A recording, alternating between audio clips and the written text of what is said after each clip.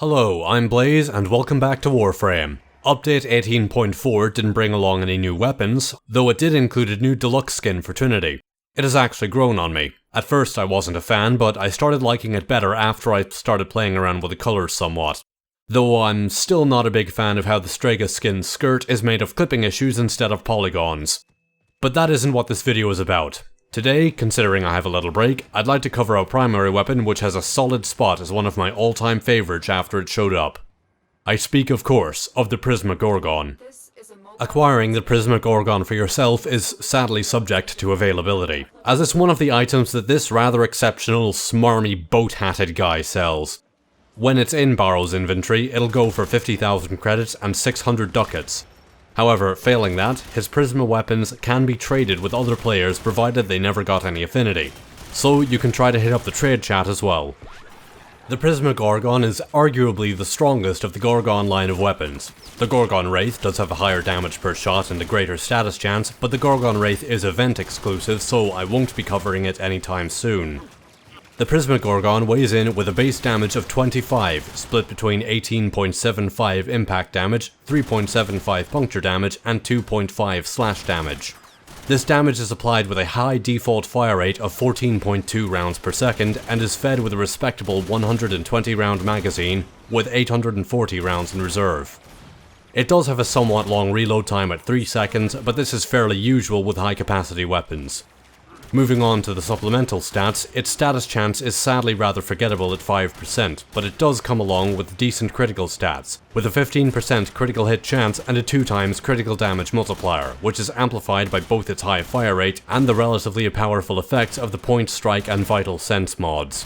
The Prisma Gorgon does sadly suffer from somewhat poor accuracy at a rating of 14.3, but it is able to lay down a significant amount of hurt when at close range, and at longer ranges, its high rate of fire will let it pepper an area if need be.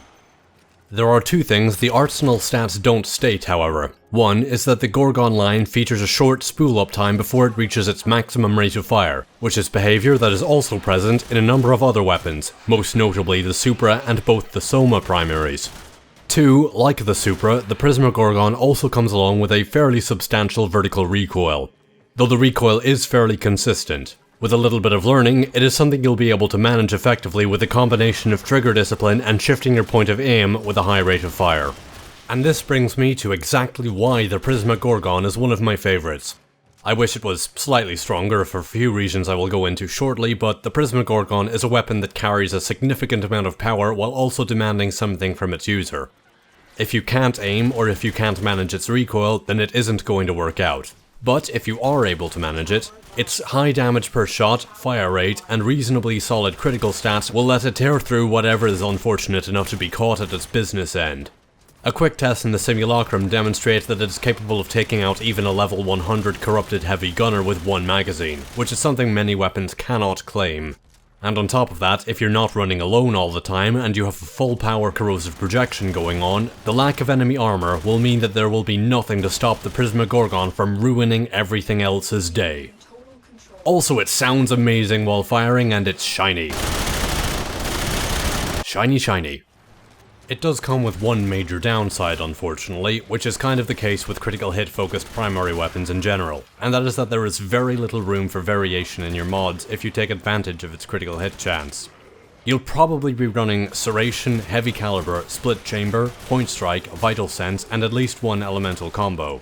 From there, your choices come down to one and precisely one mod slot. You could add in ammo mutation at the cost of damage output, choose one of the 3 fire rate mods depending on exactly how you want to tune things between damage output, ease of control, and the presence of punch through or not. Or you could add a third element, but you can only choose one. Personally, I run Vile Acceleration because holy shit, that fire rate.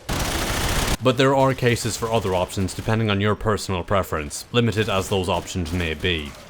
Going for a straight damage build is also an option, admittedly, thanks to its relatively high base damage for being a machine gun type weapon, and that will let you play around with mods a bit more, but I find a critical build to be more effective overall. Okay, fine. Is the Prisma Gorgon better than the Soma Prime? No, pretty much nothing is. And this brings me back to a point I hinted at earlier. The Soma Prime is noticeably more powerful, and yet it's so much easier to use because it has a higher accuracy, very little recoil, and while you need to farm it, it is much easier to come by. The only real downside is that the Soma and Soma Prime require a mastery rank of 6 instead of 0. One would think that weapons that are more demanding on their wielder, like the Prisma Gorgon and Supra, would be potentially stronger than the other options to offset their greater difficulty of use, but we live in a world where the Soma Prime, Sonicor and Tonkor exist. To give the Sonicor and Tonkor some credit, however, I have a decent amount of fun using them, but I just don't have fun when using the Soma. And the firing sound of the Soma Prime sounds like a pop gun mixed with the tweeting of a bird that you're in the middle of strangling. So I instead use the slightly less good, quote-unquote, but to me significantly more fun option. The Prisma Gorgon will, like any bullet hose, suffer from ammo efficiency problems as the mission timer goes on, but that is a problem rather inherent to the whole concept, so it doesn't bother me so much. If you happen to be looking for a squad automatic weapon style of primary, the Prisma Gorgon is absolutely worth keeping an eye out for. If nothing else, you won't be able to hear anything else over how awesome you are! Thank you for watching my look at the Prisma Gorgon. All comments are appreciated, and I hope to see you around next time.